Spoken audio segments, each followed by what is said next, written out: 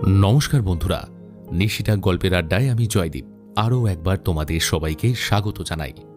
আমাদের গল্পের আড্ডায় চলছে টান টান রহস্যে পরিপূর্ণ ডিটেকটিভ গল্প, সুলেখক অনুভব মুখার্জির কলমে কাঁটা রহস্য। গল্পের প্রথম পর্ব যারা শোনোনি তাদের জন্য পিন কমেন্টে দেওয়া রয়েছে লিঙ্ক, অথবা ডেসক্রিপশন বক্সেও পেয়ে যাবে লিঙ্কটা। আজকে গল্পের অন্তিম পর্ব নিয়ে চলে এসেছি আরও একবার। ভালো লাগলে কিন্তু অবশ্যই চ্যানেলটি সাবস্ক্রাইব করে দেবে, কারণ 50,000 সদস্য সংখ্যা আমরা প্রায় সম্পূর্ণ করে ফেলেছি। তো চলো আর দেরি না করে শুরু করা যাক নিশিডাক গল্পের আড্ডায় আজকের বিশেষ নিবেদন, সুলেখক অনুভব মুখার্জির কলমে কাঁটা রহস্য অন্তিম পর্ব।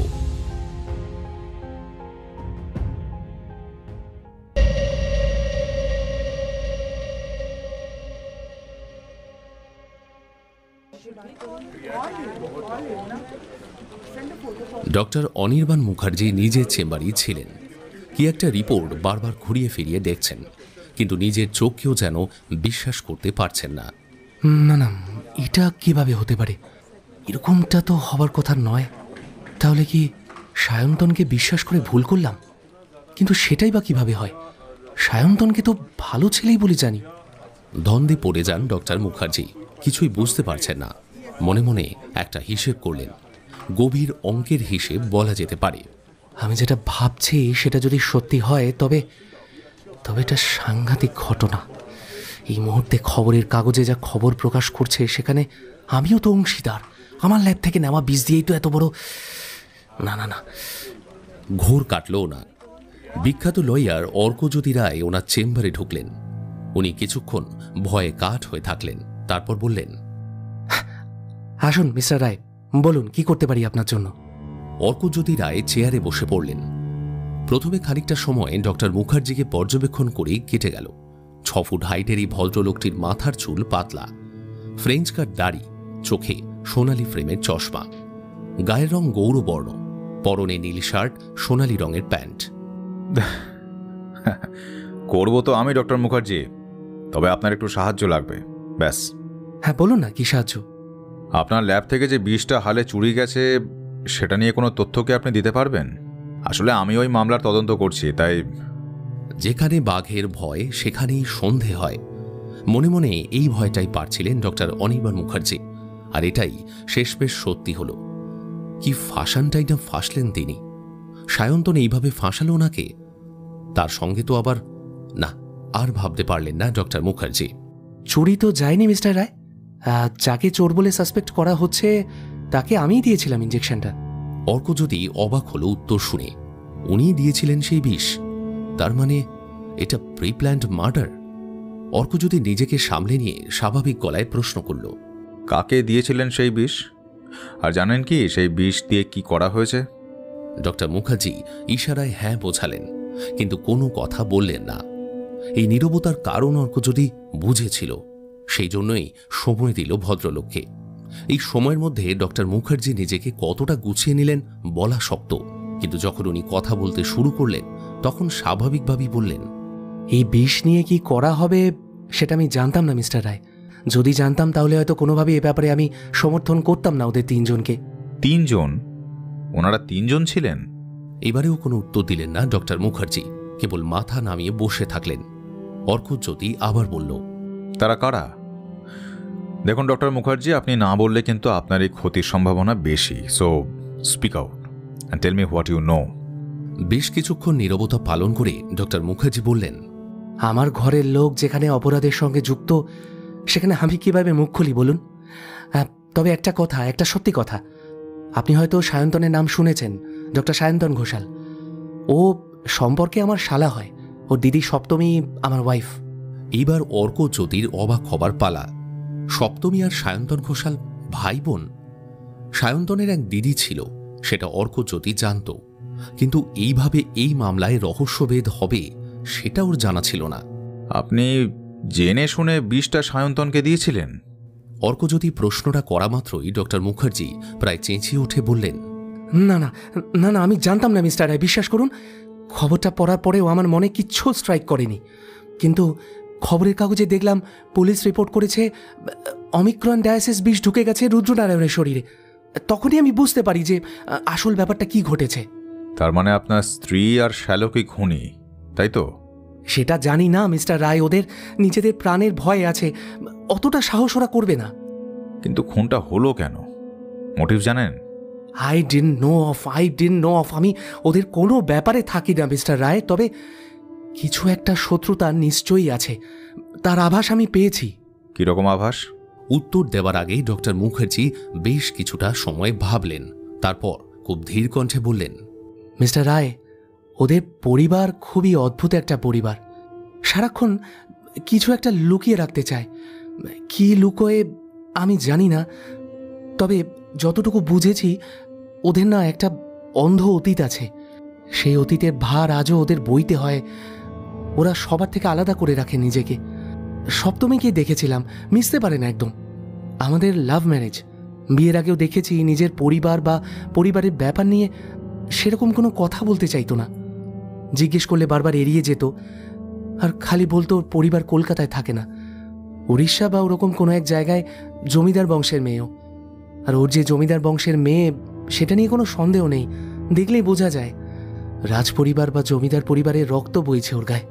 কোথাও গিয়ে যেন অর্কজ্যোতির হিসেব মিলে যাচ্ছে।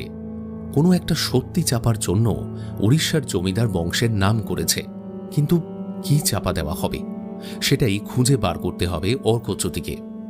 মিস্টার রায় শুনে ঘুরে দাঁড়িয়ে বলল, ভাববেন না, আপনি যাতে অক্ষত শরীরে ডাক্তারি করতে পারেন তার ব্যবস্থা আমি করে দেব। তবে একটাই অনুরোধ, আমার যদি কোনো সাহায্য লাগে তবে আমাকে কিন্তু ফিরিয়ে দিতে পারবেন না।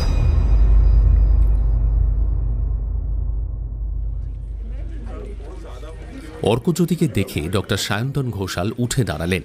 মুখে একটা স্বাভাবিক হাসি লেগে আছে। আরে এসো এসো অর্কদা, কি খবর বলো? কথাটা বলেই ইশারায় বসতে বলল অর্কজ্যোতিকে। সে নিজেও বসল, তারপর জিজ্ঞেস করল, কফি খাবে? হ্যাঁ, খেতে পারি। অর্কজ্যোতির উত্তর পেয়ে বেল বাজিয়ে 2 কাপ কফি দিয়ে যেতে বললেন সায়ন্তন ঘোষাল। তারপর ধীর গলায় প্রশ্ন করলেন, বলো দাদা, কি ব্যাপার? অর্কজ্যোতি বাড়তি কথা না বলে সরাসরি চলে এলো কাজের কথায়। তোর ওপর যার বিশ্বাস রাখা যাচ্ছে না সায়ন্তন, তুই যে সোজা পথে চলছিস না সেটার প্রমাণ কিন্তু আমি পেয়ে গেছি। ডক্টর মুখার্জি থেকে জীবাণুর বিষটা তুই নিয়ে গিয়েছিলিস, আর তারপরেই রুদ্রনারায়ণ খুন হন। তার মানে কি এটা ধরে নিতে পারি যে তুই এই খুনের সঙ্গে যুক্ত আছিস? নিজেকে ঠিক রাখতে গিয়েও পারলেন না সায়ন্তন ঘোষাল। শান্ত গলায় কথা বলতে গিয়েও উগ্রতা বেরিয়ে এলো যেন। আমি ওমিক্রন নেওয়ার পর খুন হয়েছে বলেই আমি খুনের সাথে যুক্ত থাকবো অর্কদা? এ কেমন কথা বলছো তুমি? এই তুমি একজন গোয়েন্দা হয়েছো যে ঠিকঠাক লোকের দিকে ইন্ডিকেটও করতে পারে না। আমি ঠিক লোকের দিকে ইন্ডিকেট করছি সায়ন্তন। তুই ওমিক্রনের জীবাণুটা নেওয়ার পরেই রুদ্র খুন হন, আর ঠিক তারপরেই তোর দিদি সপ্তমী মুখার্জি গৌরীপুর গেল। কেন সায়ন্তন, সেটা একটু পরিষ্কার করবি কি আমার কাছে? সায়ন্তন ঘোষাল কথা বলতে গিয়েও পারলেন না। ঠোঁট নড়ছে কিন্তু কথা বেরোচ্ছে না। বেশ কিছুক্ষণ এইভাবে বসে থাকার পর উনি নরম অথচ উত্তেজিতভাবে বললেন, দিদিভাই গেছে দিদিভাইয়ের নিজের ইচ্ছেতে, সেটাই আমি আর কি করতে পারি বলো? সেটা তুমি দিদিভাইকেই জিজ্ঞেস করো। তোর কথার সঙ্গে তোদের কাজ মিলছে না যে। ঠিক করে সত্যিটা বল আমাকে সায়ন্তন। কোন সত্যি অর্কদা? তুমি কোন সত্যির কথা বলছো? এগুলো সব মিথ্যে। আমি জানি আমি ভুল বলিনি, এবং সেটা তুইও জানিস। সত্যিটা তুই আমাকে বলবি নাকি থানায় ফোন করব? কিসের ভিত্তিতে তুমি আমায় থানায় নিয়ে যাবে অর্কদা? You have nothing to prove. আমার বিরুদ্ধে কিচ্ছু প্রমাণ করতে পারবে না তুমি। প্রমাণ দেবে তোর দিদি, প্রমাণ দেবে তোর জামাইবাবু। হয়তো তোর দিদি এতক্ষণে সব স্বীকার করেও নিয়েছে, আর তোর জামাইবাবু মানে ডক্টর মুখার্জি তো সবকিছু বলেই দিয়েছেন আমাকে। আমি তার কাছ থেকেই আসছি। সায়ন্তন ঘোষাল হাঁপাতে শুরু করলেন। এই হাল দেখে অর্কজ্যোতি বুঝে গেছিল আসল সত্যটা কি। কথা না বললেও মন পড়ার অভিজ্ঞতা থেকে অর্কজ্যোতি অনেক কিছুই বুঝে নিচ্ছিল। তুমি অনেক কিছু জেনে গেছো অর্কদা, তুমি অনেক কিছু জেনে গেছো। এবার সেটার জন্য ক্ষতি করবি আমার, তাই তো? এই ভুলটা কিন্তু ভুলেও করিস না সায়ন্তন। জানি তোমার হাত অনেক লম্বা অর্কদা, তোমার ক্ষতি করে আমি পালাতে পারবো না। তবে একটা কথা বলতেই পারি, যারা মানুষকে মানুষ জ্ঞান করে না তাদের হয়ে কোনো কাজ করো না। আমরা ইন্দ্রনারায়ণের শাস্তি চাই, আর রুদ্রনারায়ণের জন্য জাস্টিস চাই। জাস্টিস কেন বলো তো? না, রুদ্রদার ছেলে ভালো, সেটা কোনো সন্দেহ নেই, কিন্তু ওর মস্ত বড় দোষ ও চৌধুরী পরিবারের ছেলে। তাই বলে খুন করাবি? খুন না করলে ইন্দ্রনারায়ণকে শেষ করতাম কিভাবে? ওদের সঙ্গে কোন শত্রুতা? অনেক পুরনো এক শত্রুতা অর্কদা, কিন্তু তুমি কি সেটা বিশ্বাস করবে? বলেই দেখ না, সত্যটা প্রমাণ করা তো আমার কাজ। তাহলে শোনো। এই বলে একটা অদ্ভুত গল্প শোনালো সায়ন্তন ঘোষাল। এক এক করে সব হিসেব যেন মিলিয়ে নিতে পারল অর্কজ্যোতি। তবে ওর হিসেব মিলানোই কি শেষ? এত সহজে ওর হিসেব মিলে যাবে সেটা ভাবতে পারেনি সে। ওদিকে এত সব ঘটনা জানতে পেরেছে প্রিয়াঙ্কার প্রতীক, নাকি অর্কজ্যোতি এটা প্রথম জানল? যদি ওরা না জানতে পারে তাহলে খুব বিপদ ওদের। আমার কাজটা আমি করে দিলাম, বাকিটা এবার তোমার ওপর। কিভাবে তোমার হবু বউ আর হবু শালাকে বাঁচাবে সেটার প্ল্যান করা শুরু করে দাও অর্কদা। এসব হুমকি দিস না আমায়। প্রিয়াঙ্কার প্রতীককে আমি বাঁচাবই, আর তুই কিভাবে বাইরে থাকিস আর কিভাবে ডাক্তারি করিস সেটাও আমি দেখব। ভুলে যাস না আমি একজন উকিল। সব রকমের সাবধানতা নিয়েই সন্দেহজনক ব্যক্তির সঙ্গে কথা বলি। তোর ক্ষেত্রেও সেই কাজের অন্যথা হয়নি। কথাটা বলেই বুক পকেট থেকে ফোনটা বের করল। সেখানে রেকর্ডিং চালানো। অর্কজ্যোতির চোখে অদ্ভুত দৃষ্টি, সেখানে জয়ের হাসি লেগে আছে। এই যে তুই যা যা বলেছিস সেই সমস্ত কথা আমি ফোনে নিয়ে নিয়েছি। এবার দেখি তুই নিজেকে কিভাবে সেভ করিস। কথাটা বলেই হেসে উঠল, তারপর দাঁড়িয়ে পড়ে বলল, ইন্সপেক্টর চৌধুরী, আপনি ভেতরে আসুন। বলেই ডাক দিল। কিছু পুলিশ বাইরে থেকে ভেতরে ঢুকে পড়ল। একে নিয়ে যান, আর প্রমাণ আমি আপনাকে পাঠিয়ে দিচ্ছি। অর্কদা, তুমি পুলিশ নিয়ে এসছো আমার চেম্বারে? এবারে তো আসল খেলা শুরু ভাই। চলো এবার সব কিছু স্বীকার করে নাও। যদি সব স্বীকার করে নিস তাহলেই তুই মুক্তি পাবি, নয়তো। বাকি কথা বলতে হলো না। ডক্টর ঘোষাল সবকিছুই বুঝে গেছিলেন। ধীরে ধীরে উঠে দাঁড়িয়ে এগিয়ে গেলেন, চললেন লালবাজারের উদ্দেশ্যে।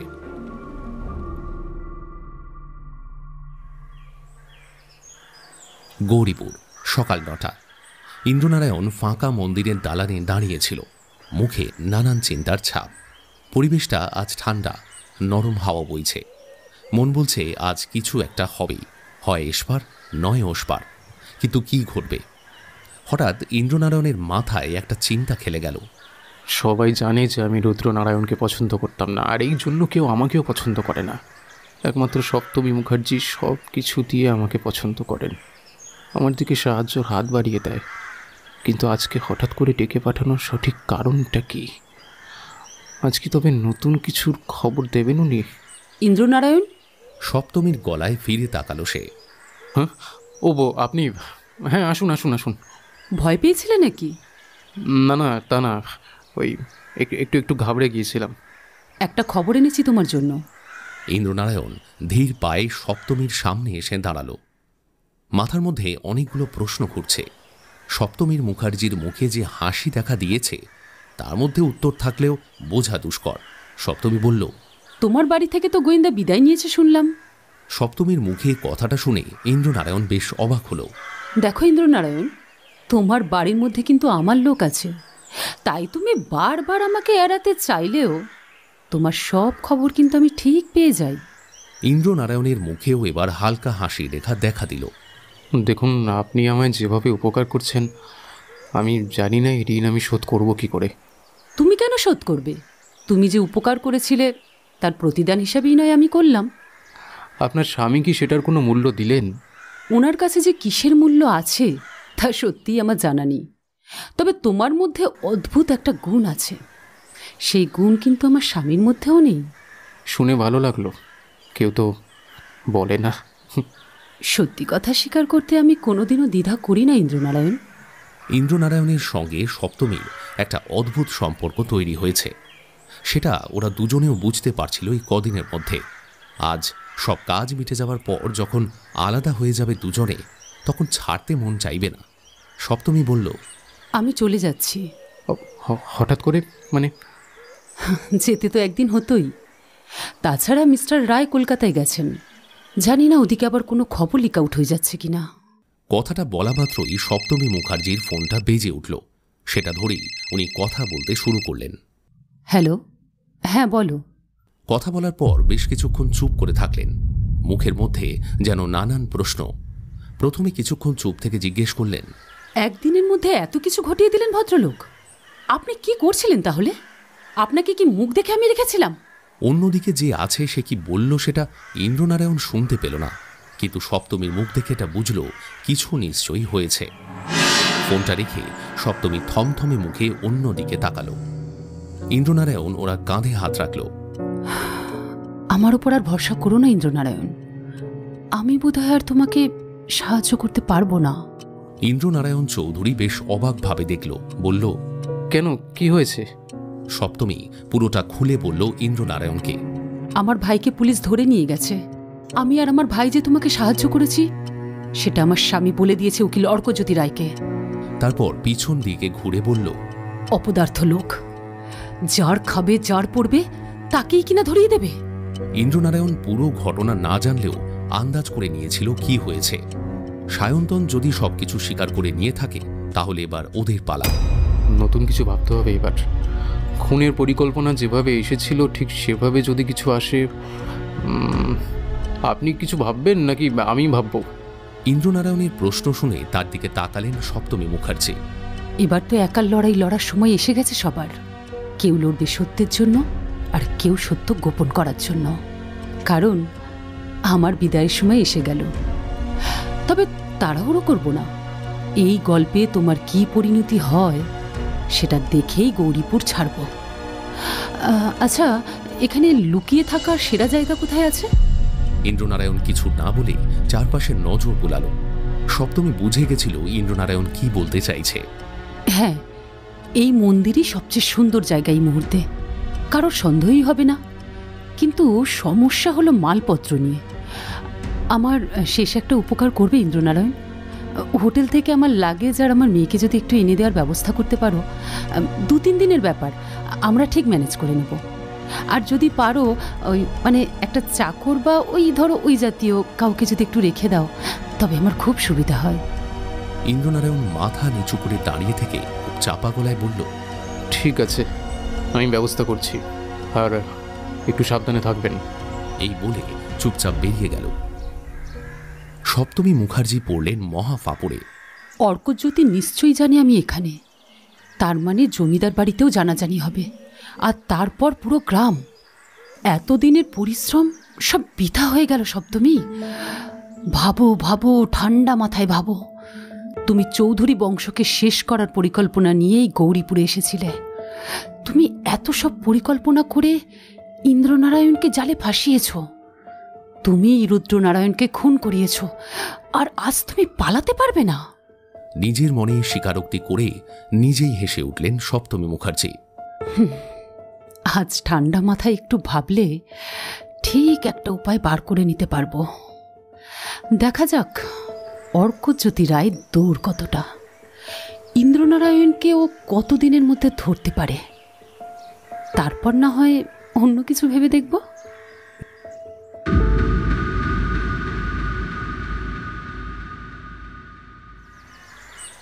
দিদিকে একটু অন্যমনস্ক দেখে প্রথমে ভেবেছিলাম হয়তো অর্কদার কথা ভাবছে, কিন্তু যখন গিয়ে দিদির কাঁধে হাত দিলাম তখন দেখি দিদি ল্যাপটপে একটা পেপার কাটিং খুলে বসে আছে। এটা যে কিসের কাটিং সেটা বুঝতে পারলাম না। সেই বিষয়ে দিদিকে জিজ্ঞাসা করতে দিদি বলল, জানিস ভাই, এটা 60 বছর আগেকার একটা পেপার কাটিং, এই স্মিতার থেকে জোগাড় করলাম। এতে বলছে চৌধুরী পরিবারের 7ম পুরুষ ছিলেন আদিনারায়ণ চৌধুরী। তিনি এ বাড়ির দুর্গাপুজোয় ভোগ খাওয়ানোর সাথে সাথে গরিবদের বস্ত্র বিতরণও করেছেন। তার পাশাপাশি তিনি সে বছর আরও একটি কাজ করেছিলেন, সেটা হলো তার নিজের মেয়ের সঙ্গে কুমার কালীগতি সেন মহাশয়ের ছেলের বিয়ে দিয়েছিলেন। এবং এখানে আরও একটা ব্যাপার আছে, নিজের জমিদারির অর্ধেক তার নামেও তিনি করে দিয়েছিলেন। তা এটা জেনে তোর কি লাভ হলো? মিস্টার রক্ষিতের মুখে গল্পটা শুনছিলাম, তাই একটু ভেরিফিকেশন করে নিলাম আর কি। তা এর সঙ্গে এই তদন্তের কোনো সম্পর্ক আছে? একটা সন্দেহ করছি জানিস, জানি না সেটা লাগবে কিনা। শুনি, কি সন্দেহ? ধরে নে এই কালীগতির ছেলেকে উনি সম্পত্তি দিলেন না, সেখান থেকে একটা প্রতিশোধের মোটিভ উঠে আসতেই পারে। আর সপ্তমী মুখার্জি হলেন? আরে বাবা, সপ্তমী ম্যাডাম গল্পেই আসছে না। সপ্তমী মুখার্জির ব্যাপারে তোর অর্কদার থিওরিটাই এখানে ঠিক। উনি চৌধুরীদের অবৈধ বোন। তাহলে এদের মামার বাড়ির বংশ আছে বলছিস, যারা প্রতিশোধ স্পৃহা থেকে খুন করতে পারে? যদিও সম্ভাবনা খুবই কম, এটা একদমই ধোপে টিকবে না, কিন্তু মোটিভটা তো চাই। অবৈধ পরিবার নিয়ে কোনো সূত্র মিলছে না, so there is no clue indeed. দিদি গিয়ে দরজার সামনে দাঁড়িয়ে বাইরে তাকিয়ে বাইরের বারান্দায় গেল। তারপর বাইরে থেকে দিদির গলা শুনে বেরিয়ে এলাম। শোন না ভাই, একবার তুই ইন্সপেক্টর সেনকে ফোন লাগিয়ে বলতো ইন্দ্রনারায়ণের ওপর নজর রাখতে। এই ভর দুপুরে উনি কোথায় যাচ্ছেন সেটা আমাদের জানা দরকার। কাজটা করলাম। ইন্সপেক্টর সেন বললেন বিকেলের মধ্যেই উনি ইন্দ্রনারায়ণের কোনো একটা খবর জানাবেন। ইতিমধ্যে অর্কতা জানালো, আমি কাল গৌরীপুর ফিরছি। কলকাতায় কাজ মোটামুটি শেষ, এবার গৌরীপুরে জাল কোটাবার পালা। আচ্ছা, ও ওদিকে কি হলো? এসব ফোনে নয়, ওখানে গিয়েই বলবো। তুমি সাবধানে থেকো আর প্রতীককে সাবধানে রেখো। তোমাদের নিয়েই চিন্তা বেশি আমার। এখনো অবধি আমরা ঠিকই আছি, একদম সেফ রয়েছি। বিকেলে ইন্সপেক্টর প্রতাপ সেন এসে হাজির হলেন। এসেই বললেন, আরে ঘুরে ঘুরে পাগল হয়ে গেলাম ভাই। কেন, কি হলো? আরে ভাই, তোমার তো খবর নিন বলেই খালাস। এদিকে ইন্দ্রনারায়ণের পাছায় মানে পিছনে লেগে আমাদের অবস্থা খারাপ। তা কি জানতে পারলেন বলুন তো? দিদি প্রশ্ন করায় কিছুক্ষণ চুপ থেকে পাল্টা প্রশ্ন করলেন প্রতাপ সেন। আচ্ছা, এই মিসেস মুখার্জিকে আপনি কেমন বুঝলেন? আপনি সত্যি জানতে চান নাকি মিথ্যে? অবশ্যই সত্যি। দেখুন, ভদ্রমহিলাকে নিয়ে বেশ সন্দেহ জেগেছে। উনি কোন মতলবে এখানে এসেছেন, আর সেটাই চৌধুরী বাড়ি নিয়ে। সে তো অবশ্যই, কিন্তু ইন্দ্রনারায়ণের সঙ্গে ওনার এতটা ঘনিষ্ঠতা, এটা আপনার চোখে পড়েনি? আমার বিশ্বাস ইন্দ্রনারায়ণ ওনার হাতের পুতুল ছাড়া আর কিছুই নয়। যদিও তলায় তলায় কি হচ্ছে তা এখনো আমি বুঝিনি। ইন্দ্রনারায়ণের দায়িত্বেই উনি এখানে আছেন। দুপুরে জনতা হোটেল থেকে সপ্তমী ম্যাডামের সব মালপত্র সমেত ওনার মেয়েকে দায়িত্ব সহকারে ইন্দ্রনারায়ণের পুরনো মন্দিরে পৌঁছে দিয়েছেন। শুধু তাই নয়, একটা চাকরকেও রেখে এসেছেন ওখানে। এত দূর গড়িয়ে গেছে ব্যাপার, বাবা, আমরা জানতেই পারিনি। অবৈধ অবৈধ চৌধুরী পরিবারের এরকম একটা গল্প আছে, সেটা শুনেছিলাম বটে। ও হ্যাঁ, মিস্টার রায় ফোন করেছিলেন আমাকে। আপনাদের সঙ্গে কি কথা হয়েছে ওনার? হ্যাঁ, হয়েছে। ডক্টর ঘোষাল গ্রেপ্তার হয়েছেন, লালবাজারে জেরাও হয়েছে ওনার। এদিকে সপ্তমী মুখার্জির একটা ব্যবস্থা হলে তারপরে একসঙ্গে দুজনকে কোর্টে চালান করব। ডক্টর ঘোষাল মানে সায়ন্তন ঘোষাল, যে অর্কতা স্কুলমেট, সে গ্রেফতার হয়েছে কেন? আর তার সঙ্গে সপ্তমী মুখার্জিরই বা সম্পর্ক কি? অত কিছু জানি না, মিস্টার রায়েলে জিজ্ঞাসা করে নেবে। তবে এটুকু বলতে পারি, এ জমিদার বাড়ি আর বেশি দিন নেই। এত পাপি টাপি পরিবার বেশি দিন টেকে না। কথাটা বলেই হো হো করে হেসে উঠলেন। বুঝলাম এনার কাছেও চৌধুরী পরিবার হাস্যকর পরিবার। হঠাৎ করে ঘরে প্রদ্যুম্ন রক্ষিত এলেন। আমাদের তিনজনকে দেখে খুব একটা অবাক হলেন না। আপনারা এখানে? আমি কোথায় কোথায় না খুঁজে বেড়াচ্ছি আপনাদের। এই বলে ভদ্রলোক চুপ করলেন। দিদি জিজ্ঞাসা করল, কি ব্যাপার, ঘাবড়েছেন মনে হচ্ছে? না মানে পুলিশ এসেছে শুনলাম, তাই ভাবলাম দেখা করে যাই। কোনো খবর যদি থেকে থাকে। আপনি ঠিক কোন খবরের আশা করছেন তা আমি জানি না মিস্টার রক্ষিত, তবে আপনাদের জন্য কোনো সংবাদ নেই। ও আচ্ছা, ঠিক আছে। আপনি চা খাবেন? খাবো। তা কর্তা কই? ওনার সঙ্গে তো একটু দেখা করে যাই। এলাম যখন দেখা করতে, মানা কই? উনি নিজের ঘরেই আছেন, আপনি আসুন আমার সঙ্গে, আসুন। প্রতাপ সেন দিদির দিকে তাকাতেই ও মাথা নেড়ে দিল, আর ভদ্রলোক চলে গেলেন। ঘর ফাঁকা হতে দিদি বলল, আমার স্থির বিশ্বাস মিস্টার রক্ষিত ঘরের বাইরে আড়ি পাচ্ছিলেন এবং উনি আমাদের সব কথা শুনেছেন। আচ্ছা, তুই এতটা শিওর কি করে হচ্ছিস বলতো? ও সব তুই বুঝবি না, এটা আমার সিক্স সেন্সও বলতে পারিস। জানিস তো, সাংবাদিকদের বিশেষ কিছু ক্ষমতা থাকে, হে এটা ধরে নে না তাদের মধ্যে একটা।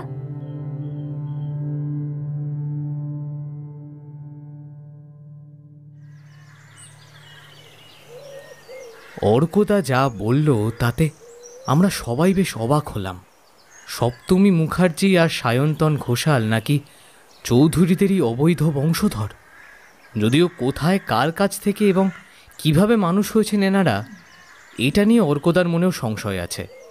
সায়ন্তন যা বলল সেটা শুনে মনে হলো বাগবাজারের ঘোষাল পরিবারে ওরা বেড়ে ওঠে, এবং সেটা আজ থেকে না, সেই 350 বছর আগে থেকেই ওরা ওই পরিবারে মানুষ। আর বলাই বাহুল্য, ওরা এতকাল ধরে এই ঘোষাল পদবিটাই ব্যবহার করে এসেছে। কিন্তু এই মুহূর্তে ওদের দেখভালের ভার যে কার ওপর, সেটা কিছুতেই বার করা গেল না। আমাদের কাছে যা খবর ছিল সেগুলো দিদি অর্কদাকে বলল। সবটা শুনে অর্কদা প্রথমে কোনো কথা বলল না, কি যেন ভাবতে লাগলো। এখানে কেউ একজন কি ফ্যাক্টর আছে যে নিজেকে লুকিয়ে রাখছে। অর্কদার এই কথাটা আমারও বারবার মনে হয়েছে। কিন্তু সেই ব্যক্তিটি কে? সেটা তো আমারও প্রশ্ন। সেই জমিদার বাড়িরই কেউ, আর আমি যদি খুব ভুল না করে থাকি তাহলে সে আমাদের পরিচিত কেউ। আদিত্যনারায়ণের দ্বিতীয় পক্ষ নয় তো? হতেই পারে, কিন্তু ওর বিরুদ্ধে কোনো সাক্ষ্য প্রমাণ নেই যতটা অন্য লোকের ব্যাপারে আছে। রক্ষিত মশাইকে কিন্তু ভুলে যাও না অর্কদা। নিশ্চয়ই ভুলবো না। ওনার যে আড়ি পাতার স্বভাব আছে সেটা গত পরশুই বুঝে গেছিলাম। আমি যে কলকাতা যাচ্ছি সেটা উনি আড়ি পেতে শুনেছিলেন। তাহলে এখন আমাদের করণীয় কি? কি আর করণীয়? পুরো বাড়ির ওপর নজর রাখা, আর সপ্তমী মুখার্জিকে চোখে চোখে রাখা। একবার যখন জেনে গেছি ওনার এক্স্যাক্ট মোটিভ কি, তখন তো ওনাকে আর একা ছাড়া যাবে না। কথাটা বলেই দরজার দিকে ঘুরে অর্কদা দাঁড়িয়ে পড়ল। আমরাও সেদিকে তাকালাম। দেখি আদিত্যনারায়ণ দাঁড়িয়ে তাকিয়ে আছেন আমাদের দিকেই। ওনার চোখে একটা ঘোলাটে দৃষ্টি। কি হলো? উনি কি আমাদের কথা সব শুনে ফেললেন? ধীরে ধীরে ভেতরে এলেন আদিত্যনারায়ণ। তারপর বললেন, মিস্টার রায়, কোন পাপে এরকম হচ্ছে সেটা বলতে পারেন? হ্যাঁ, আমি তো কোনো পাপ করিনি, তাহলে কেন কেন বলুন তো? আমরা কোনো কথা বললাম না। এর উত্তরে কি বলা যায় সত্যি জানা নেই। অর্কদা মাথা নামিয়ে দাঁড়িয়ে থাকল। তারপর শান্ত গলায় উত্তর দিল, অতীতের পাপও তো অনেক সময় বর্তমান পুরুষকে ভোগায়, তাই না মিস্টার চৌধুরী? আমার পুণ্যের কোনো দাম নেই। হয়তো আছে, সেটা আপনি আপনার মৃত্যুর পর পাবেন। হয়তো এটাই সত্যি। মনের শান্তি কি মেলে? হ্যাঁ কি মিস্টার রায়, মেলে? জানি না মিস্টার চৌধুরী, সত্যিই আমি জানি না। উনি আমাদেরকে স্রেফ অগ্রাহ্য করেই বেরিয়ে যাচ্ছিলেন, কিন্তু অর্কদার গলায় উনি থামলেন। আপনার ছেলেকে যদি পুলিশ ধরে নিয়ে যায়, আপনি কি সেটা মানতে পারবেন? আদিত্যনারায়ণ একটা হতাশার হাসি হাসলেন। মাথা নামিয়ে হাসি মুখে দাঁড়িয়ে থাকলেন। তারপর বললেন, কেউ যদি সেধে যেচে নিজের জন্য জেলের ভাত তৈরি করায়, তাকে কি আর শুধরানো যায়? হ্যাঁ? এইটা বলে উনি আর দাঁড়ালেন না, হনহন করে বেরিয়ে গেলেন। আমাদের পরিবেশটা কেমন যেন গুম হয়ে আছে। দিদি জিজ্ঞাসা করল, এটাকে অভিনয় বলা চলে? অর্কদা কোনো উত্তর না দিয়ে চুপ করে দাঁড়িয়ে থাকল। বুঝলাম আমাদের তিনজনের মনের ভাব একই রকম।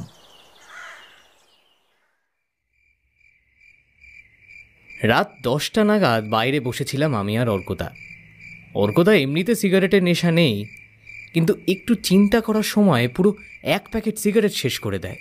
এখন সেই সময় যখন একটার পর একটা সিগারেট শেষ করবে অর্কদা। বোধহয় আজ পূর্ণিমা, সেই জন্যই একটা গোল থালার অবয়ব নিয়েছে চাঁদ। হঠাৎ দেখি কেউ একজন একটা টর্চ নিয়ে এদিক ওদিক আলো ফেলছে। আমি আর অর্কদা একধারে লুকিয়ে পড়লাম। ওটা কে হতে পারে? প্রশ্নটা করতেই অর্কদা হাত তুলে আমায় থামিয়ে দিল। আমিও চুপ করে গেলাম। লোকটা বাড়ির বাইরে গেল। আমি আর অর্কদা ওনার পিছু নিলাম। লোকটা মন্দিরের কাছে এলেন, তারপর ভেতরে চলে গেলেন। জমিদার বাড়ি থেকে এই মন্দির বেশি দূরে না, সেটা প্রথম দিনেই আমি শুনেছিলাম। মন্দিরের ভেতরে একটা ঘরে মোমবাতি জ্বলছে। ভদ্রলোক সেই ঘরে ঢুকে গেলেন। ঘরের ভেতরে আরেকজন আছে, তিনি যে মহিলা তা বোঝা যাচ্ছে। দরজার বাইরে ভদ্রমহিলা দাঁড়াতেই ওনাকে চিনতে পারলাম, সপ্তমী মুখার্জি। কালকে এনার সঙ্গেই দেখা করে গেলাম, আর আজ আমাদের নায়েব মানে প্রদ্যুম্ন রক্ষিত দেখা করছেন ওনার সাথেই। আমি আর অর্কদা ভেতরে এগিয়ে গেলাম চুপি চুপি। ভেতরে যা কথা শুনছি তা খানিকটা এই রকম। আর কতদিন? এবার তো পালাতে হবে নাকি? না কাকা, কলকাতায় গেলেই তো সেই অনির্বাণের কাছেই উঠতে হবে। ভাই ধরা পড়েছে, আপনি জানেন না বোধহয়। ইন্দ্রনারায়ণের অত্যাচার আর সহ্য হয় না। জমিদারি পাওয়ার পর থেকেই নিজেকে ঈশ্বর ভাবতে শুরু করেছে। কোন দিন রাগের মাথায় কি করে দেবো। না কাকা, এই ভুলটা করবেন না। ওই অর্কজ্যোতি যদি প্রমাণ পেয়ে যায়, না জানি আপনার কি কি হতে পারে। তোমার কথা কি করে জানলেন মিস্টার রায়? ওনার তো জানার কথা না তুমি এখানে আছো। সেটা তো আমিও ভাবছি, উনি কিভাবে জানলেন আমাদের কথা? ওনার ওই রিপোর্টার বান্ধবী এসেছিলেন, কত কি জিজ্ঞাসা করে গেলেন, কিছু বলিনি আমি। এরপর দুজনেই চুপ করে থাকলেন। তারপর নায়েব বললেন, যাই হোক, তুমি সাবধানে থেকো। ইন্দ্রনারায়ণের সঙ্গে আর কি দেখা করার প্রয়োজন আছে?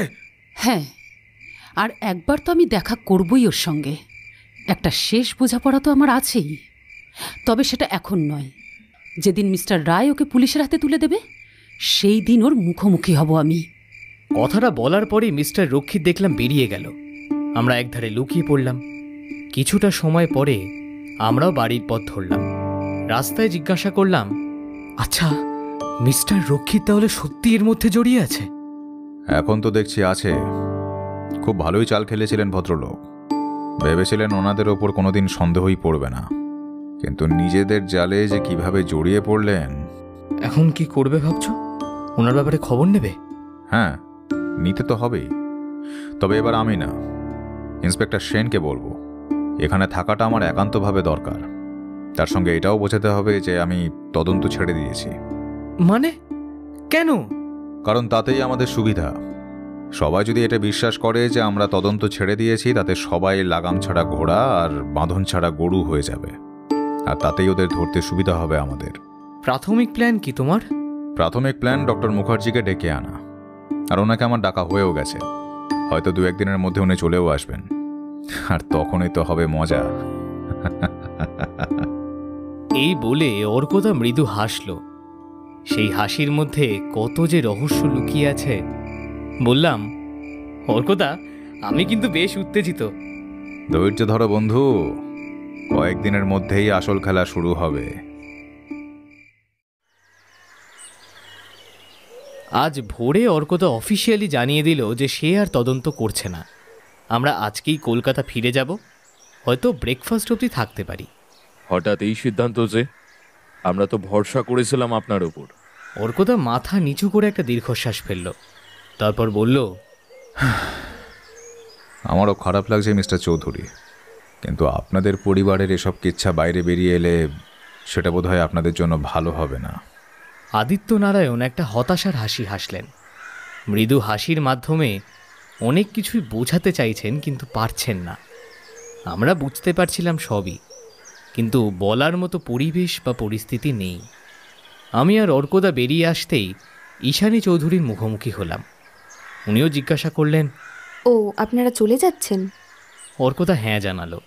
সেই উত্তর দেখেই শান্তভাবে ধীর কণ্ঠে ঈশানী চৌধুরী অর্কদাকে বলল, জিজ্ঞেস করব না কেন তদন্ত ছেড়ে দিলেন, শুধু একটা কথাই জানার ছিল, দোষীকে শাস্তি না দিয়ে চলে গিয়ে কি ভালো করছেন? খারাপটা আমারও লাগছে, এটা স্বভাব বিরুদ্ধ কাজ, কিন্তু আপনাদের পরিবারের কথা ভেবেই হয়তো। আমাদের পরিবার? হ্যাঁ, হয়তো ঠিকই বলেছেন। আসলে কি জানেন তো, এই পরিবার এতটাই কলঙ্কিত যে এর অতীত সকলের জীবন বিষিয়ে দিতে পারে। বিষিয়ে যে দেয়নি সেটা জানছেন কিভাবে? ঠিকই বলেছেন, এত অতীত, এত অন্ধকার, এগুলো বোধহয় জেনে রাখা উচিত ছিল, তাই না মিস্টার রায়? হয়তো ছিল। আমরা কজনই বা অতীতের খোঁজ রাখি বলুন তো? যাই হোক, বেরোচ্ছেন কখন? এই তো ব্রেকফাস্ট করে। সকাল 10টা নাগাদ চৌধুরী বাড়ি থেকে বিদায় নিয়ে স্টেশনে এলাম। ড্রাইভারের উপর নির্দেশ ছিল আমাদের ট্রেনে তুলে দিয়ে বাড়ি ফেরার, কিন্তু শুনলাম বিকেল 4টের আগে কোনো ট্রেন নেই, কারণ 12টার ট্রেনটা নাকি কোনো কারণে ক্যান্সেল হয়েছে। এটাই আমি চাইছিলাম। আপনি ফিরে যান, কাছে পিঠে কোনো হোটেলে আমরা একটু সময় কাটিয়ে তারপর যাচ্ছি। ড্রাইভার চলে যেতেই অর্কদা বলল, কাছে একটা হোটেল আছে, থাকার ব্যবস্থা বেশ ভালোই। ফেরার পথে কাল দেখে নিয়েছি। চ, কিছুদিন ওখানেই থাকা যাক। হোটেলের ম্যানেজারের সঙ্গে দেখলাম অর্কদার বেশ ভালোই চেনা জানা আছে। দোতলার একটা ঘরে আমাদের থাকার ব্যবস্থা হয়েছে। এই ঘর থেকে স্টেশনটা বেশ ভালোই দেখা যায়, সেটাই এই হোটেলের একটা প্লাস পয়েন্ট। ইন্সপেক্টর সেনকে একবার ডাকবো, তবে ওনাকে সাদা পোশাকে আসতে বলতে হবে। তোমার প্ল্যানটা ঠিক কি বলো তো? কর্তিটা কি চাও তুমি? অর্কদার মুখে একটা হালকা হাসির রেখা দেখা দিল। বলল,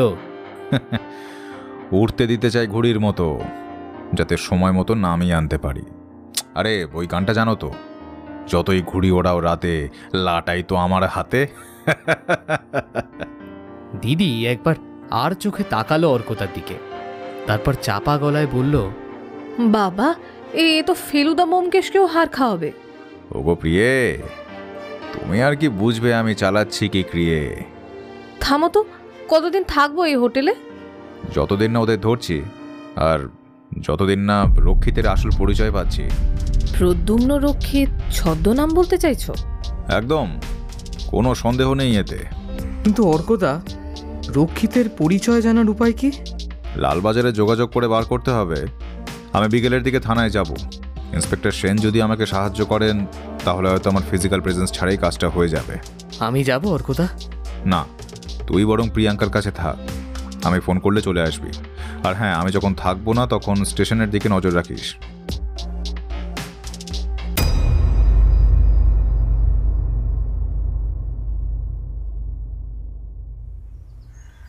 ইন্দ্রনারায়ণ ছাদে এলো। ছাদের গুপ্ত ঘরে অনেক প্রমাণ রেখে গিয়েছে সে, সরিয়ে ফেলতে হবে, না হলে ইন্দ্রনারায়ণ ধরা পড়ে যেতে পারে। দরজা খুলে ভেতরে ঢুকল। আলো জ্বালিয়ে একটা ধাক্কা খেল হঠাৎ। এ কি, এত প্রমাণ, এত খাটাখাটনি ফল সব গেল কোথায়? ও মাই গড, তাহলে কি অর্কজ্যোতি সব পেয়ে গিয়েছে? না না না, কিন্তু যদি তাই হয়ে থাকে তাহলে সব প্রমাণ পেয়ে গিয়ে আমাকে না ধরে কলকাতায় ফিরে যাবে কেন? একবার মন্দিরে গিয়ে সপ্তমীর সঙ্গে দেখা করাটা দরকার। এক দৌড়ে ঘর থেকে বেরিয়ে গেল ইন্দ্রনারায়ণ, কিন্তু এটা দেখতে পেল না ছাদের কোণায় একটা মানুষ স্থির দৃষ্টিতে তার দিকে তাকিয়েছিল। মন্দিরের ঘরে যখন সপ্তমী সদ্য স্নান করে ভেজা কাপড়ে নিজের ঘরে এসেছে, সদ্য স্নাতা শিশির যেমন পাতার উপর বসে থাকে, ভেজা কাপড় পরে সেভাবেই জল ঝরে পড়ছে সপ্তমীর শরীর আর কাপড় থেকে। সপ্তমী মুখার্জি সবে ঘরে ঢুকেছে, এমন সময় ইন্দ্রনারায়ণও ঘরে ঢুকল। কারো উপস্থিতি বুঝতে পেরে কাপড় দিয়ে ভালো করে নিজেকে ঢেকে নিয়ে দরজার দিকে তাকালেন সপ্তমী মুখার্জি। ইন্দ্রনারায়ণকে দেখে নিজের অবস্থায় বিন্দুমাত্র পরিবর্তন করলেন না। ইন্দ্রনারায়ণ ধীরে ধীরে এগিয়ে এলো সপ্তমী মুখার্জির দিকে। আজই হয়তো আমাদের শেষ দেখা। তোমাকে শেষবারের মতো আমি একবার ছুঁয়ে নিতে চাই। তুমি তুমি একটু বাইরে যাও, আমি কাপড়টা বদলে নিই। হুম, কাপড় বদলে নিলে আমার কি লাভ বলো? আমি তো এইভাবেই চাই তোমাকে। এটা ঠিক না ইন্দ্রনারায়ণ, আমি সম্পর্কে তোমার দিদি হই।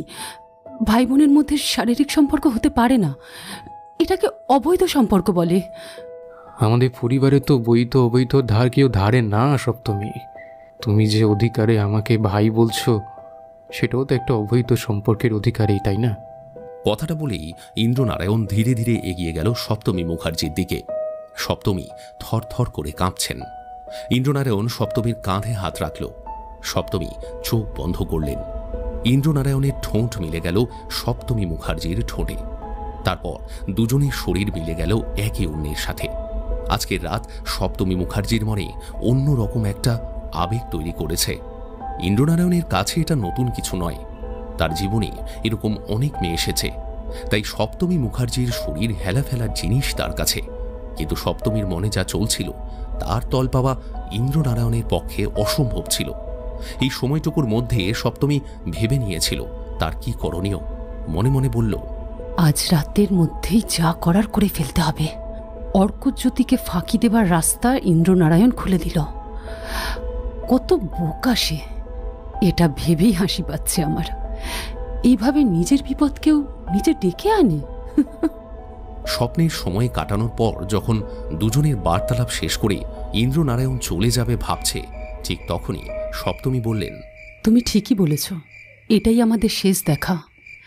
আর এই শেষ দেখাতে তোমাকে একটা উপহার দিতে চাই। ইন্দ্রনারায়ণ অবাক হয়ে তাকালো। সপ্তমীর মুখে হালকা হাসির রেখা দেখা দিল। সপ্তমী একটা বাক্স বার করে খুলে ধরল ইন্দ্রনারায়ণের সামনে। বাক্সে এমন কিছু আছে যেটা দেখে ইন্দ্রনারায়ণ চমকে উঠল। এ কি, এটা কোথা থেকে পেলে? সে কথা জেনে তুমি কি করবে? আমি পেয়েছি, এটাই বড় কথা। এগুলো এগুলো আমাকে দিয়ে দাও সপ্তমী। আহা, এগুলোই তো মিস্টার রায়ের কাছে যাবে ইন্দ্র। এগুলো তার সম্পত্তি। তোমার বিরুদ্ধে সব প্রমাণই উনি পেয়ে গেছেন, কেবল এগুলোই পাননি। কারণ আমি এগুলো দিতে চাইনি। এগুলোই তো আমার কাছে ব্রহ্মাস্ত্র তোমার বিরুদ্ধে। আমি তোমাকে সাহায্য করেছি সপ্তমী, তোমাকে কিন্তু আমি সাহায্য করেছি। সেই জন্যই তো বাঁচিয়ে রেখেছিলাম এতদিন। কিন্তু ভেবো না, এবারেও তোমায় বাঁচাবো। এগুলো ফাঁকা হুমকি নয়। একেবারেই ফাঁকা হুমকি নয়। আমি কি ক্ষতি করেছি তোমার? হ্যাঁ, কি ক্ষতি করেছি? আমি সাহায্য করছিলাম তোমাকে। ক্ষতি? ক্ষতির হিসেব চাইছো তুমি? হাড়ে গুনে তো শেষই করা যাবে না। সপ্তমী হাঁটু গেড়ে বসে পড়ল ইন্দ্রনারায়ণের সামনে, ধীর গলায় বলল, তোমার পরিবারের সেই 350 বছর আগেকার ক্ষতির রেশ আজও চলছে আমার পরিবারে। কেউ না কেউ ঠিক বিকৃত মস্তিষ্কের মানুষ তৈরি হচ্ছে, আর নয়তো কেউ হিংস্র। বলতে পারো কি দোষ ছিল আমাদের? বলতে পারো কেন বিনা কারণে চৌধুরী পরিবারের দোষের ভাগিদার হয়ে তাদের মতো জানোয়ার তৈরি হব আমরা? সেই দিন যদি প্রদ্যুম্ন কাকার পূর্বপুরুষ না থাকতো, তবে কোথায় ভেসে যেতাম আমরা? কোনো ধারণা আছে তোমার? ইন্দ্রনারায়ণ খানিকটা অবাক হয়ে বলল, নায়েব কাকা উনিও তোমার সমর্থক নাকি? তুমি খুবই বাচ্চা ইন্দ্রনারায়ণ, একেবারে দুধের শিশু। মেয়ের শরীর নিয়ে খেলতে শিখেছ পূর্বপুরুষ ঠিক ওই গৌরীশঙ্কর কাকার মতো, কিন্তু তাদের রক্ষা কি করে করতে হয় সেটা শেখোনি। প্রদ্যুম্ন কাকার সঙ্গে কি করে যুক্ত হলাম সেই কৈফিয়ত সঠিক জায়গায় দেব, কারণ সেটা তোমার কাছে প্রকাশ করার দরকার আছে বলে আমি একদম মনে করি না। যাই হোক, আমি আসি ইন্দ্রনারায়ণ। এটা কাকার কাছে দিয়ে আমাকে ফিরতে হবে কলকাতায়, নইলে আমার ভাইকে ওরা ছাড়বে না। ও আরেকটা কথা, সায়ন্তন ঘোষালকে চেনো নিশ্চয়ই? রুদ্রনারায়ণ মারা যাবার পর পোস্টমর্টেম করিয়েছিলেন যাকে দিয়ে, সেই সায়ন্তন ঘোষাল আমার নিজের ভাই, অর্থাৎ তোমার অবৈধ ভাই। কথাটা বলেই হেসে উঠল সপ্তমী। ইন্দ্রনারায়ণ বুঝতে পারলেন কিভাবে মাংসের মতো জবাই করতে করতে দিনের পর দিন জালে জড়িয়ে পড়েছে সে। মেয়েদের শরীরের প্রতি অন্ধ মোহ মায়া বুঝতে দেয়নি সপ্তমী তাকে জালে জড়িয়ে ফেলছে। অতীতের পাপ, রক্তের দোষ, পরিবারের অভিশাপ সব মিলিয়ে যেন বিচ্ছিরিভাবে ফেসে গেছেন Indranarayan Chowdhury. But now it's too late.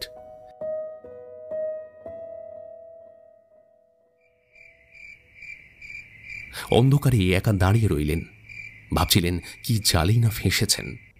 মনে মনে হঠাৎ করেই ভয় পেলেন ইন্দ্রনারায়ণ। এবার কি হবে আমার? না না না না না, এর মধ্যে যদি কোনো সমস্যা হতো তাহলে হয়তো আমি সামলে নিতে পারতাম, কিন্তু সপ্তমী মুখার্জি যে জিনিসগুলো দেখালো তাতে আমার মনে হয় না যে আমি আর বাঁচতে পারবো। এইভাবেই শেষ হয়ে যাবে আমার জীবনটা। 9 দিন আগে যখন আমি খুনটা করেছিলাম সেই দিনও কি ভেবেছিলাম যে এইভাবে ধরা পড়ব? না, ভাবিনি বলেই বোধহয় খুনের পরেও এগিয়ে এসেছিলাম নির্ভয়। আর এইভাবেই আমি সপ্তমীকে বিশ্বাস করেছিলাম। ঈশ্বর, কি করব আমি এবার? সব কিছু স্বীকার করে নিলেই তো সব মিটে যায়, কিন্তু না না না না না কিন্তু স্বীকার করার জন্য তো বলতে হবে যে খুনটা আমি করিনি। জমিদার হওয়ার সুখ, করুণাময়ীকে বিয়ে করার সুখ, না না না না না না না না না সব কিছু স্বীকার করে নিয়ে নিজের সুখের জলাঞ্জলি দিতে আমি রাজি নই। সপ্তমীর সঙ্গে যেদিন আমার প্রথম দেখা হয় সেদিনও বলেছিল, তুমি যদি আমায় সাহায্য করো তাহলে আমি তোমার দাসী হয়ে থাকবো সারা জীবন। সেদিন সেই সপ্তমী আর আজকের সপ্তমীর মধ্যে কোনো মিলই নেই, দুজন আলাদা মানুষ। হঠাৎ করে কিভাবে বদলে গেল সব কিছু। কোনোভাবেই তো আমার বিরুদ্ধে যাওয়ার কথা ছিল না ওর। যে প্রমাণগুলো যেত আমার বিরুদ্ধে সেগুলো তো ঠিক করে সামলে নিতে পারতাম আমি। আর তো বাঁচতে পারবো না আমি। আজ না হয় কাল ঠিকই ধরা পড়ব। সেদিন আমি কি করব? নিজেকে বাঁচানোর কোনো উপায় কি আছে আমার কাছে? উফ, নেই নেই নেই, নিজেকে বাঁচানোর কোনো উপায় নেই। আজকে সবাই আমার বিরুদ্ধে। দোষ দেওয়ার নেই কাউকে, কারণ ভুলটা তো আমিই করেছি। খুন তো করেছি আমি নিজে, এটা তো স্বীকার করতেই হবে। সপ্তমী, তুমি আমাকে যদি বাঁচতে না দাও, তুমি নিজেও কিন্তু বাঁচবে না। আমি তোমাকে বাঁচতে দেব না। এটাই আমার কাছে একটা মস্ত বড় চ্যালেঞ্জ। এই চ্যালেঞ্জ ধরে পিছনে ঘুরতেই ঈশানীকে দেখল ইন্দ্রনারায়ণ। ওকে দেখেই থমকে গেল। ঈশানী বলল, দাদা, আমি কিন্তু সবটা শুনেছি। সপ্তমী মুখার্জিকে কি সম্পর্ক তোর ওর সঙ্গে? ইন্দ্রনারায়ণ কোনো কথা বলতে পারল না, কেবল দাঁড়িয়ে থাকলো মাথা নিচু করে। ঈশানী এগিয়ে এলো ইন্দ্রনারায়ণের দিকে। দাদা, আমরা সবাই জানি তুই বড়দাকে খুন করেছিস, কিন্তু এই সপ্তমী মুখার্জি কে দাদা? এই ভদ্রমহিলার সঙ্গে তোর কি সম্পর্ক? সপ্তমী, উনি আমার ভালো ভালো বন্ধু, আর কিছু না। ভালো বন্ধু? দাদা, বন্ধু কি কখনো কারোর বিরুদ্ধে প্রমাণ তার বাড়িতে এনে রেখে দেয়? যদি বন্ধুর সাথে কোনো গোপন সম্পর্ক থাকে, তাহলে সে তার ছবির বাড়ির লোককে দেখিয়ে দেয়। মানে এই কি কি কি ছবি দেখেছিস তোরা? হ্যাঁ, বলতো খোলসা করে। আয় আয় আমার সঙ্গে। ঈশানী ইন্দ্রনারায়ণকে টেনে নিয়ে গেল ছাদের দরজার কাছে। তারপর তার হাতে ধরা একটা ছবি তুলে দেখালো, সপ্তমী আর ইন্দ্রনারায়ণের ছবি। সর্বনাশ! এই ছবিটা দিয়ে দিয়েছে নাকি? এইটা ছাড়া আর কিচ্ছু নেই। আমাকে দিল এই সপ্তমী মুখার্জি। বুঝতে পারছি সেটা বাবার হাতে পড়লে কি হবে, তাই জানতে চাইছি, বলছি আমাকে সব খুলে বল, তাহলে অ্যাটলিস্ট তোকে বাঁচানো যাবে। না না না না, কিছু না কিচ্ছু না কিচ্ছু না। আমি চিনি না একে, আমি চিনি না, সব মিথ্যে, বানানো জাল। বলেই বেরিয়ে গেল। ঈশানী চুপ করে দাঁড়িয়ে থাকলো দাদার দিকে তাকিয়ে।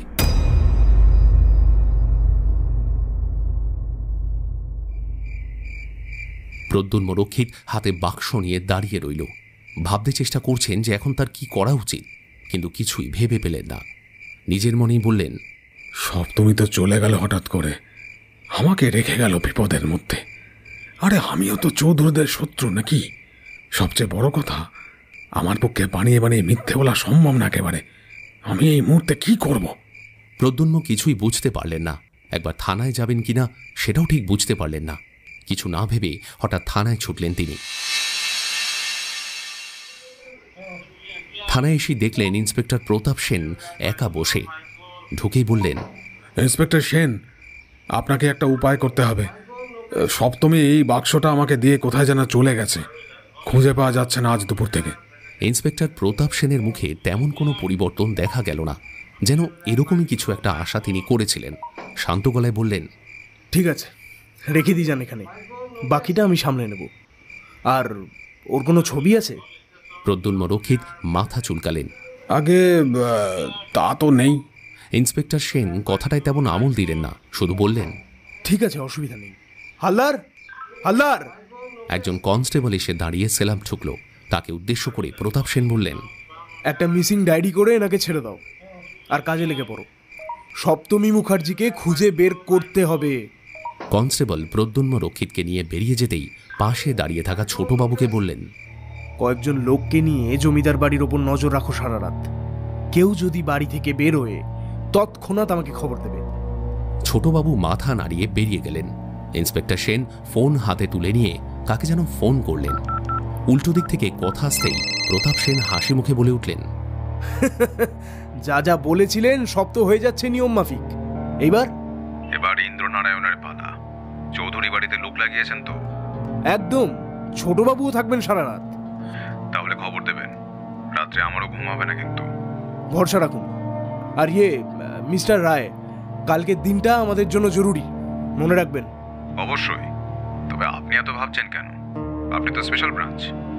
মানে এরা যা অকম্মার ঢেকি, সেটা নিয়েই তো ভয় আমার। তাহলে খবর দেবেন, রাত্রে কিন্তু আমারও ঘুম হবে না। দুজনেই ফোন রাখলেন। অর্কজ্যোতি রায়ের কাজের ধরন আজও বুঝলেন না ইন্সপেক্টর প্রতাপ সেন। অনেকবার চেষ্টা করেও ব্যর্থ হয়েছেন তিনি। না করে কি লাভ? তার চেয়ে কাল যে ঘটনার অবসান হবে সেটা নিয়ে ভাবা যাক।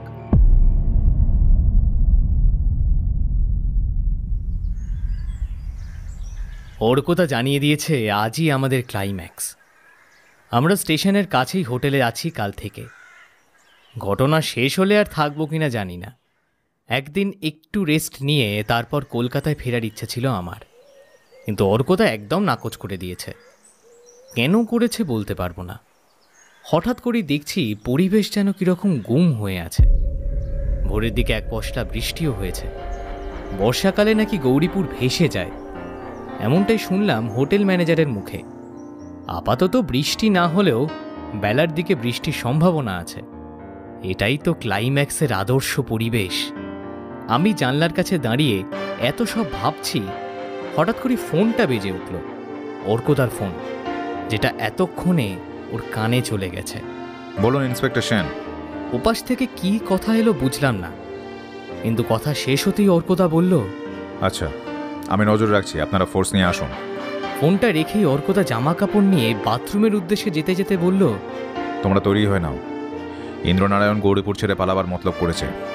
আসলে গৌরীপুর জায়গাটাই এই রকম, ট্রেন করে পালানো ছাড়া আর কোনো উপায় নেই। আর এটা আমাদের জন্য সুবিধাজনক। আর বলাই বাহুল্য যে প্রতাপ সেনের তত্ত্বাবধানে পুলিশ যা করছে তাতে ইন্দ্রনারায়ণ ধরা পড়বেই।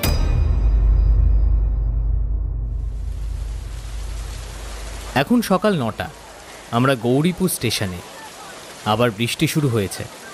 মনে হচ্ছে চৌধুরী বাড়ির আগামী প্রজন্ম যেন আমাদের কাছে কেঁদে কেঁদে অনুরোধ করছে, আমাদের এই পাপের হাত থেকে মুক্তি দাও, দয়া করে মুক্তি দাও।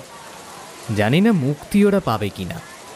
যে বংশে একবার ভাতৃহত্যার পাপ লেগেছে সেই বংশ নাকি অভিশপ্ত বংশ হয়ে যায়। এত সব ভাবনার মধ্যে অর্কদার গলা পেলাম। আমার পাশে দাঁড়িয়ে বলল, ইন্দ্র আসছে, তৈরি থাক। তোকে কিন্তু এই প্রি ক্লাইম্যাক্স সিনে বড় ভূমিকা নিতে হবে। চাপা গলা একটা ছোট্ট প্রশ্ন করলাম, পুলিশ আসেনি? দেখছি না তো। এসেছে, ওরা সাদা পোশাকে আছে। আরে আমি কি করব সেটা তো বলে দাও। মাথায় বন্দুক ধরবি। কথাটা বলেই আমার হাতে একটা রিভলভার ধরিয়ে দিল। আর কিছু বোঝার আগেই অর্কদা ভিড়ের মধ্যে কোথায় মিলিয়ে গেল। তার কিছু পরে প্রতাপ সেনকে দেখলাম। অদ্ভুত একটা পোশাকে দাঁড়িয়ে আছেন ভদ্রলোক। অনেকক্ষণ দেখার পর বুঝলাম উনি হকার সেজেছেন। আশ্চর্য, কোনো হকার এরকম সাজেন? অবশ্য গৌরীপুরের গায়ে তো আর শহুরে হাওয়া লাগেনি। শুধু জমিদার বাড়ির ছেলেমেয়েরাই কলকাতায় পড়াশোনা করেছে। এত সব ভাবছি, হঠাৎ দেখলাম ইন্দ্রনারায়ণ চৌধুরী স্টেশনে এলেন। মনে হলো খুব উত্তেজিত, এক্ষুনি ধরা পড়ে যাবেন। যত তাড়াতাড়ি সম্ভব ওনাকে বেরিয়ে যেতে হবে। ঘড়িতে 9:10, কলকাতাগামী ট্রেন এই এলো বলে অর্কদা, প্রতাপ সেন আর সাদা পোশাকের পুলিশ ইন্দ্রনারায়ণকে ঘিরে ধরেছে। আমি কাছাকাছি এগিয়ে এলাম অর্কদার ইশারায়। ট্রেন ধীরে ধীরে স্টেশনে এসে দাঁড়িয়েছে। ইন্দ্রনারায়ণ সবে উঠতে যাবেন, অর্কদা খপ করে ওনার হাতটা ধরে নিল। উনি একটু চমকে উঠে পালিয়ে যাচ্ছিলেন, কিন্তু অর্কদার শক্ত হাত থেকে পালায় কার সাথে? অর্কদা বলল, পালিয়ে লাভ নেই মিস্টার চৌধুরী, আপনার চারদিকে সাদা পোশাকে পুলিশ রয়েছে। আর তাছাড়া একটু দূরে আমার সহকারী বন্দুক হাতে দাঁড়িয়ে আছে, চেয়ে দেখুন মিথ্যে বলছি কিনা। ইন্দ্রনারায়ণ চৌধুরী আমার দিকে তাকালেন। আমি ধীরে ধীরে বন্দুকটা শক্ত করে ধরলাম। চলুন এবার আপনার বাড়ির দিকে যাওয়া যাক। চলুন ইন্সপেক্টর সেন। আপনারা যান, আমি পোশাক বদলেই পৌঁছচ্ছি। বেশ, তাই আসুন। আমরা এখন চলেছি চৌধুরী বাড়ির উদ্দেশ্যে, আর পুলিশ চলেছে থানার উদ্দেশ্যে।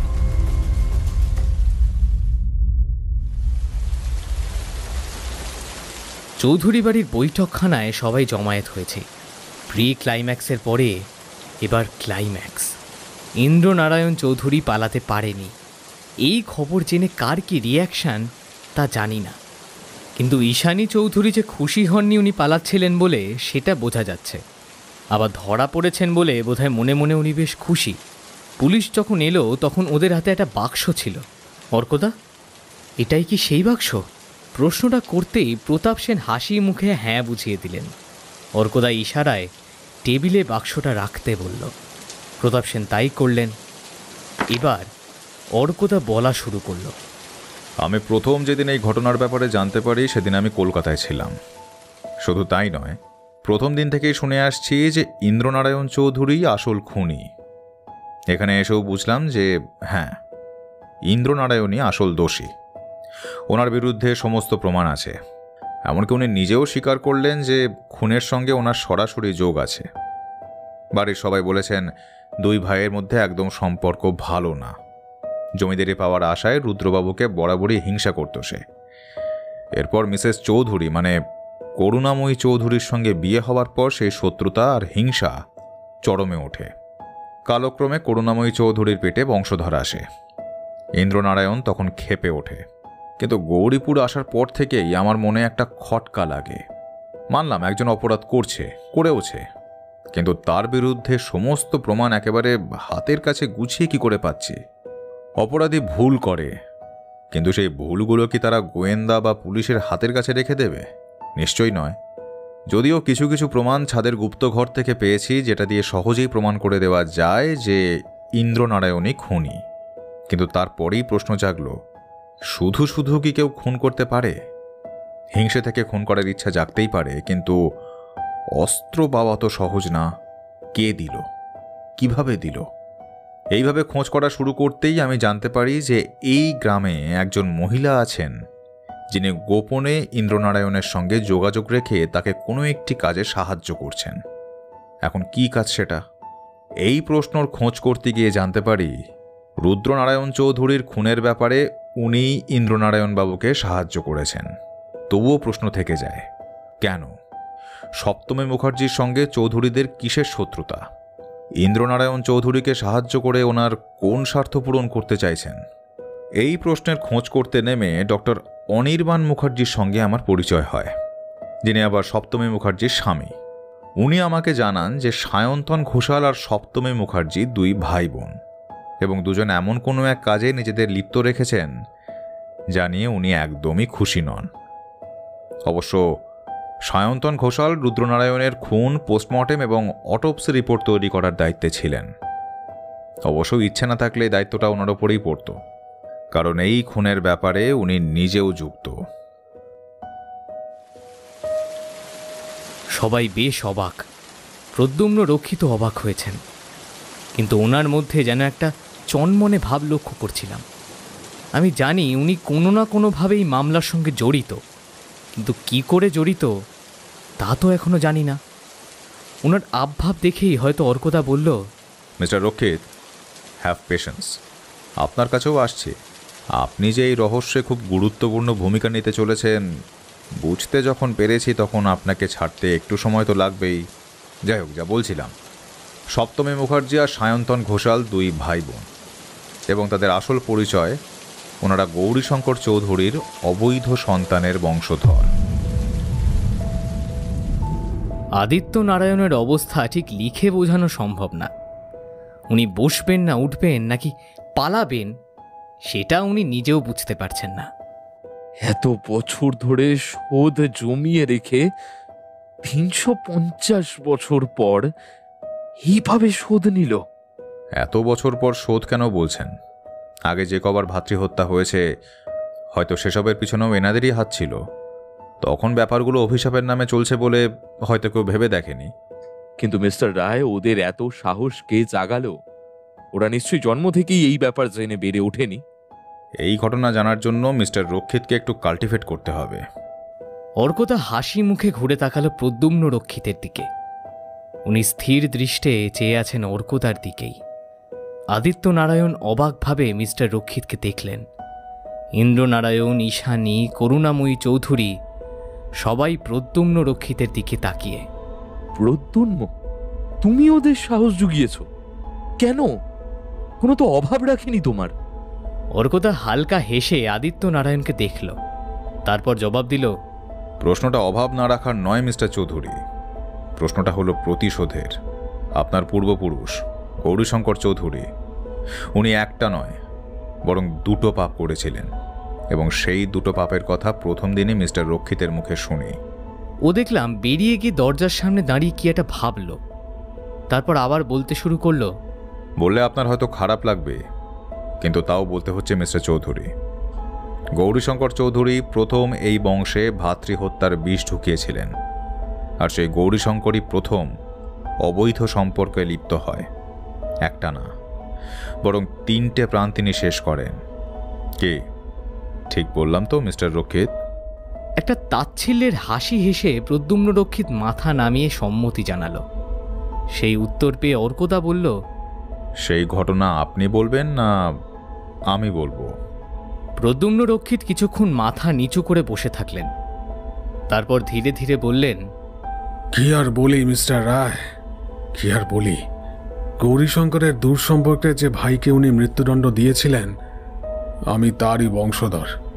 বংশ পরম্পরায় আমরা এই গল্প শুনে আসছি যে চৌধুরী পরিবার আমাদের সঙ্গে ভালো কাজ করেনি, ওরা আমাদের সঙ্গে খারাপ করেছে।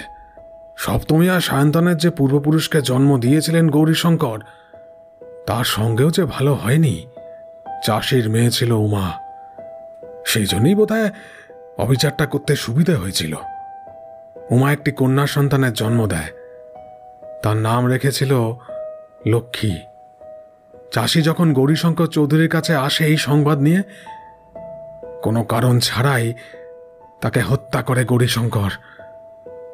এদিকে লক্ষ্মীও এই খবর শুনে ভেঙে পড়ে, আর ঠিক সেই সময় আমার পূর্বপুরুষ তাকে উদ্ধার করে নিয়ে আসে।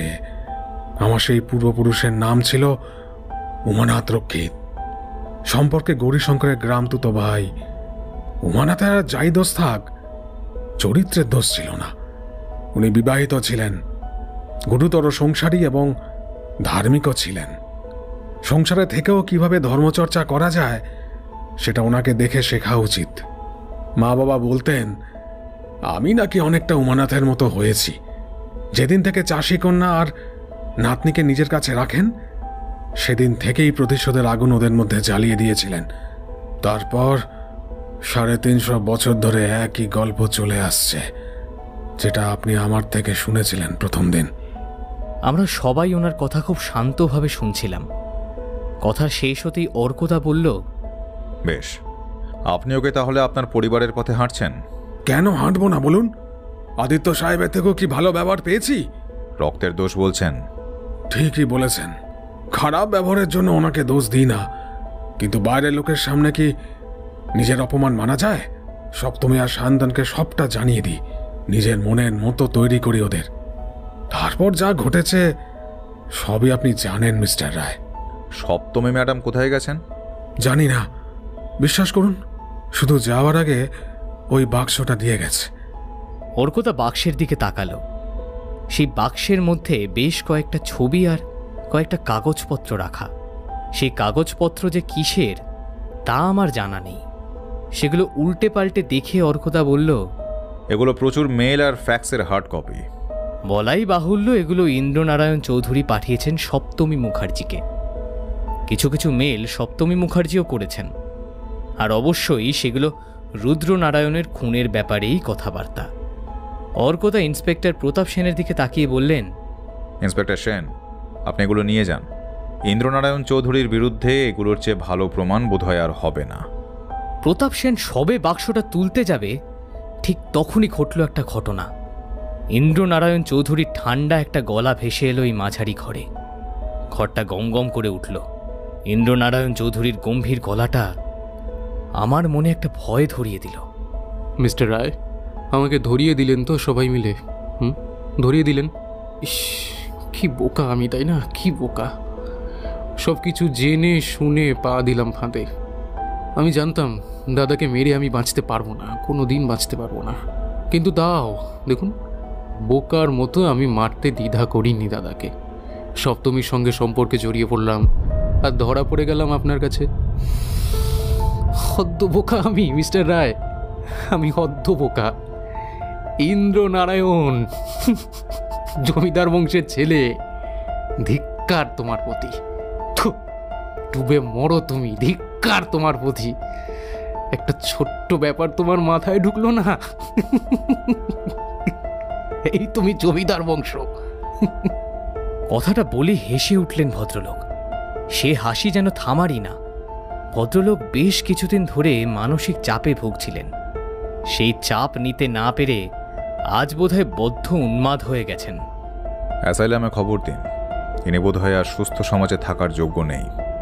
মিস্টার চৌধুরী, আমি বোধহয় না এলেই ভালো হতো, তাই না? এই প্রশ্নের জবাবে কোনো কথাই বলতে পারলেন না চৌধুরী বংশের অধিপতি আদিত্য নারায়ণ চৌধুরী।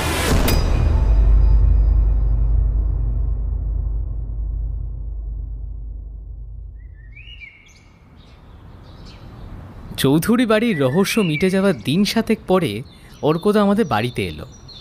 মুখে থমথমে ভাবটা ফুটে উঠেছে। কি ব্যাপার উকিল মশাই, রহস্যের জট ছাড়িয়ে শত্রু দমন করার পরেও তোমার চোখে মুখে চিন্তা যে? শত্রুর কি সত্যিই দমন হয়েছে প্রিয়াঙ্কা? আমি আর দিদি বেশ অবাক হলাম প্রশ্ন শুনে। আরে, এখনো তোমার চৌধুরী বাড়ির রহস্য মেটেনি নাকি?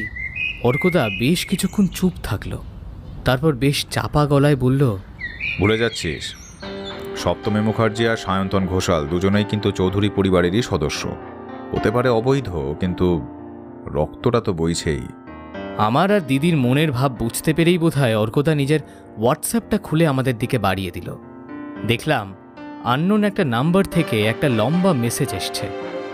সেখানে লেখা আছে, mister Arkajyoti Roy, I am impressed indeed. You know, আপনার পর্যবেক্ষণের ক্ষমতা আমাকে সত্যিই মুগ্ধ করেছে। একটুও বাড়ি বলছি না। আপনাকে যদি শার্লক হোমস বলা হয়, ভুল কিছু বলা হবে না। অবশ্য যদি ব্যোমকেশ হতে চান, তাহলেও মেনে নিতে রাজি আছি। আপনি সত্য সন্ধানী বলেন নিজেকে, এমনকি প্রিয়াঙ্কাও তাই।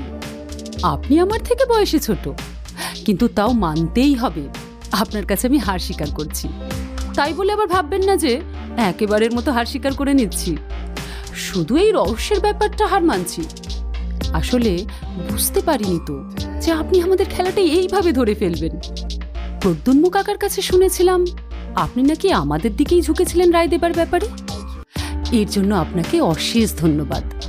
কিন্তু বিশ্বাস করুন, আপনাকে প্রতিপক্ষ হিসাবে পাওয়ার জন্য আমি কিন্তু উন্মুখ হয়ে থাকলাম। সেই সুযোগ অবশ্যই আসবে, তবে এখন না। কোনো একদিন জানতে পারবেন সপ্তমী মুখার্জি আবার ফিরে এসেছে, অন্য কোনো রূপে, অন্য কোনো নামে। সেদিন আপনাকে প্রতিপক্ষ হিসাবে পেয়ে তাড়িয়ে তাড়িয়ে মজা উপভোগ করব। কি তাই তো মিস্টার রায়? আর একটা খবর তো দিতেই ভুলে গেছি, ভাইয়ের সাজা মুকুব হয়েছে।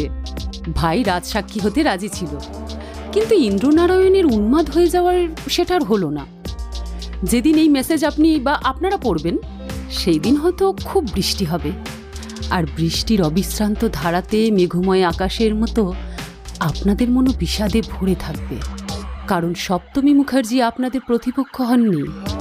ভাববেন না, আপনাদের তিনজনকে মনে রাখবো আমি। আপাতত বিদায় আমার। ভালো থাকবেন আর তৈরি থাকবেন। ইতি সপ্তমী মুখার্জি।